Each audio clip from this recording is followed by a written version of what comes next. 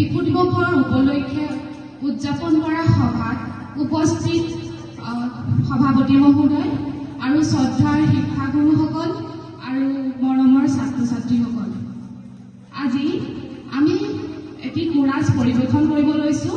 ভুল ভ্ৰান্তি হ'লে ক্ষমা কৰিব।